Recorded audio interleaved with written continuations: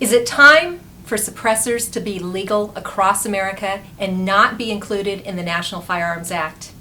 Today, I'm speaking with Owen Miller from the American Suppressor Association to talk about a new law that's being proposed in Congress, the Hearing Protection Act of 2015.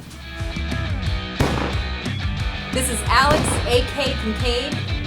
Welcome to the A.K. Show. What's the worst gun control law that Trump should fix? Worst gun control law? Mm-hmm. I'm not sure about the worst, but the easiest one is take suppressors out of the Out of the NFA? There's a simple one. It's going to be a topic on a show that we're doing. Yeah. Owen, thank you for being on the AK Show, and I'd like you to just introduce yourself and tell us quickly, what is the American Suppressor Association? Sure, well thanks for having us. Yeah. And the American Suppressor Association is an industry trade group.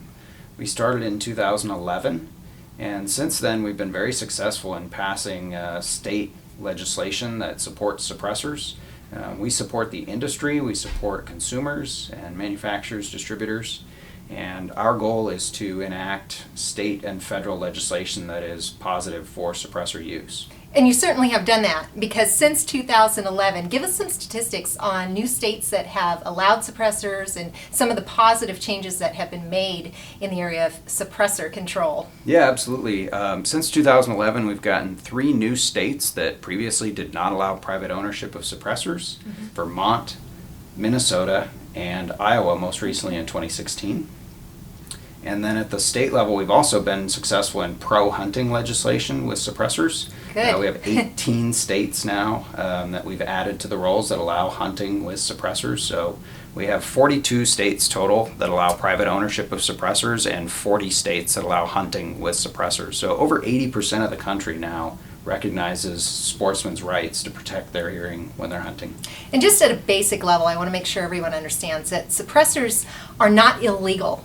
At the federal level. There's a law that taxes them whenever they change hands or when they're manufactured, and you have to have them properly registered, so we have a national registry for anyone who owns a suppressor, but at the state level they may be illegal, right, in certain states? Correct, yes. There's still 8 states left that do not allow private ownership of suppressors, and that's the usual suspects, unfortunately: California, New York, New Jersey, Hawaii, and several others in New England that do not allow private ownership of suppressors.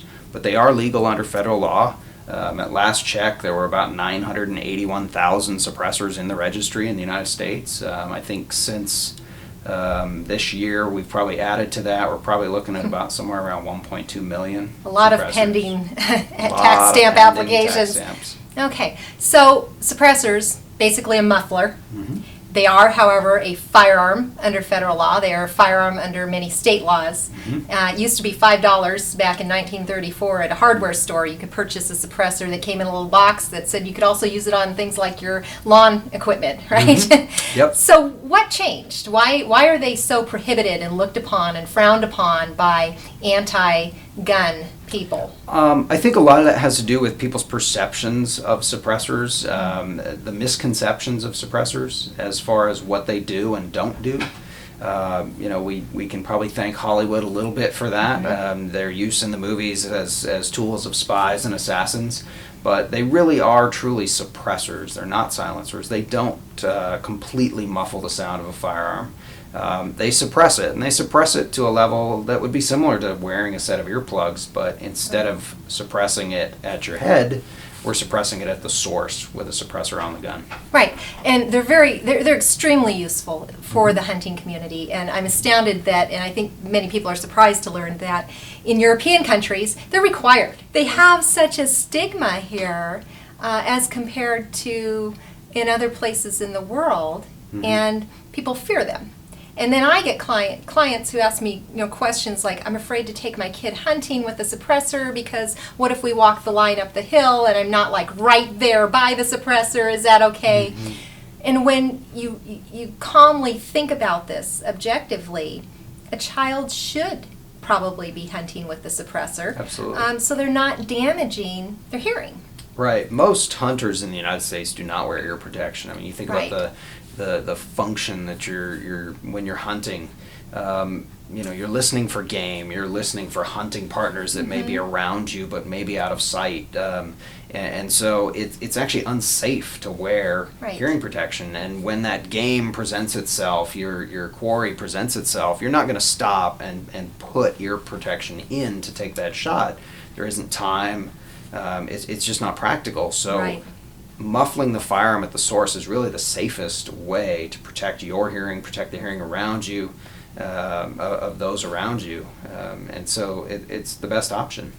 And so in 1934, Congress passed a law that said we are going to try to, remove what we think of as the most dangerous firearms from society. We are going to tax them so that the average citizen can no longer afford them. And at the time, that was a $200 tax, which economists tell me is the equivalent of over $3,500 today. Right. Made these things unaffordable for many Americans, with the goal of taking them out of circulation and therefore out of the hands of the criminals, because they knew that the criminals were not going to turn these firearms in. Since 1934, we've passed the Gun Control Act in 1968, which now has a whole list of people who are regulated, cannot be in possession of firearms. We have the background check system for all kinds of firearms, not just the short barrels and the full autos and the silencers and destructive devices, but for every firearm. And so a lot of what was accomplished by this 1934 law has since gone by the wayside and has been taken care of by this later law. Why do we need the National Firearms Act? Well, you bring up a great point, which is that the laws have changed so dramatically in the time since the National Firearms Act was passed in 1934. So 82 years ago, we lived in a time before televisions, before Right. the cell phone, the computer. And so you think about one component of the National Firearms Act, which was the chief law enforcement signature, which we did away with, maybe the only positive benefit of 41F, which was to do away with the law enforcement sign-off. But back in the day, back in 1934, it was the only thing they could think of to have a pseudo background check on people applying for firearms under the National Firearms Act, was to ask the local law enforcement, the chief law enforcement, is this the town bad guy Right. that needs to be prohibited from this? They didn't have the computer instant background check systems that we have today that provide a far better level of safety and security Right. that we could utilize for suppressors. Right. And now, no law enforcement signature is required. Just a whole lot of paperwork that takes 6 to 9 months still.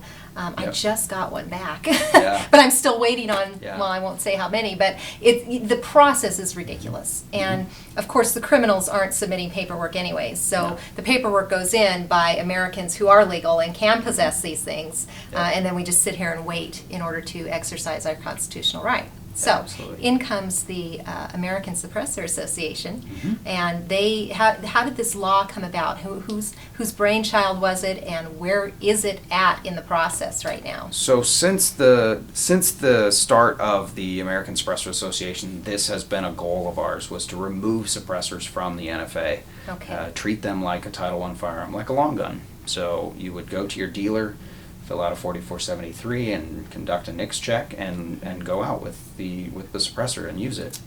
And so this bill itself was the brainchild of Representative Matt Salmon from Arizona. We worked very closely with his office for a number of months to draft language, and it went through several revisions to ensure that we really had a great, solid bill that we could introduce to Congress. And we knew that this would be a long road, a several-year process of taking the opportunity to educate members of Congress once the bill had been introduced, so that we could help them understand the same things that you and I understand about suppressors, is that the benefits and the safety factor of using a suppressor is a great thing for the American sportsman. And so now, with what we've accomplished in the most recent election, as pro-Second Amendment citizens, we have a great chance of getting this bill passed. Right.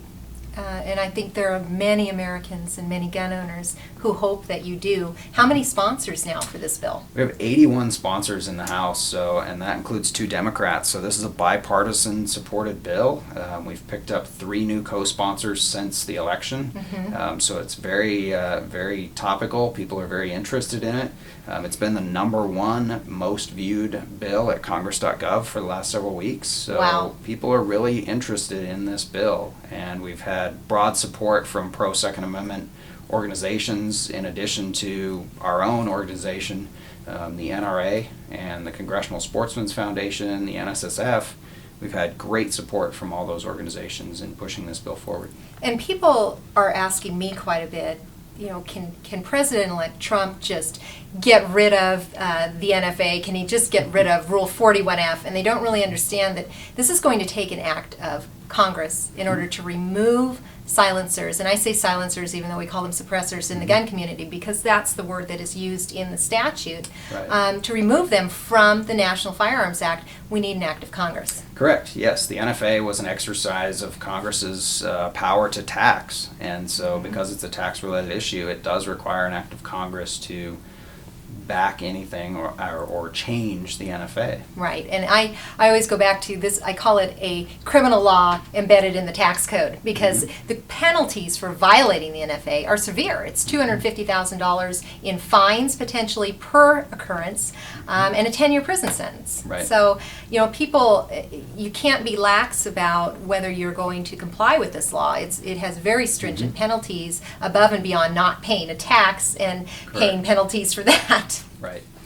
So currently, the burden to the gun owners is that we have to wait so long for our paperwork to go through, but the burden to all Americans is that, particularly with the changes that happened this year and went into effect in July with respect to that paperwork, millions of dollars annually added to the processing of all that paperwork because of the new requirements that apply to gun trusts and to other entities that might acquire suppressors. And I just think this is an important point for Americans to realize in light of the debt of this country and the senselessness of this law.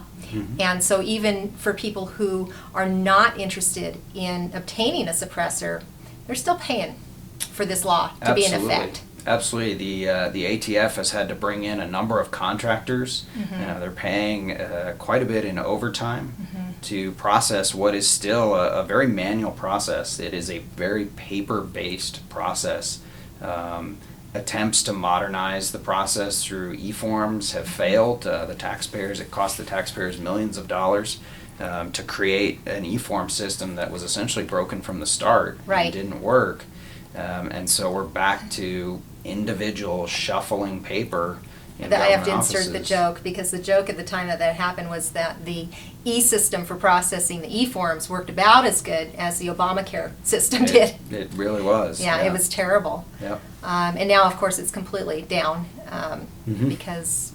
Yeah, they've brought it back live, trying to limp it along with small improvements, but it would take a major undertaking and many millions more to actually have a functioning system that was efficient, that would save the taxpayers money.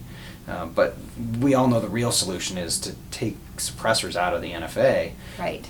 They make up approximately 80% of Wow. the transfers that the NFA branch processes, so removing those from the NFA and from their workload would ultimately save the taxpayers a lot of money. Okay, and no benefit to society of even having this law, because we would have a background check for these items anyways. Right. I know there are a lot of people who want to support this and want to support the American Suppressor Association. How do they do it?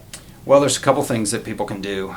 Number one, they can go to hearingprotectionact.com and contact their legislators. We have a convenient form right on the website, so you can fill in your information and it'll send an email directly to your legislators and let them know that you support this legislation.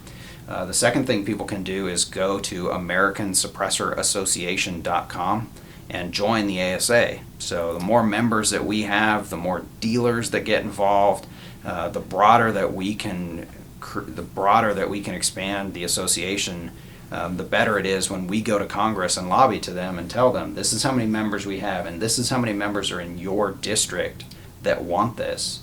And that does speak volumes to them. It does get them interested in what we're telling them and what we're saying to them, and getting them to jump on as a co-sponsor of the bill. If you are successful, how soon could we actually see a change?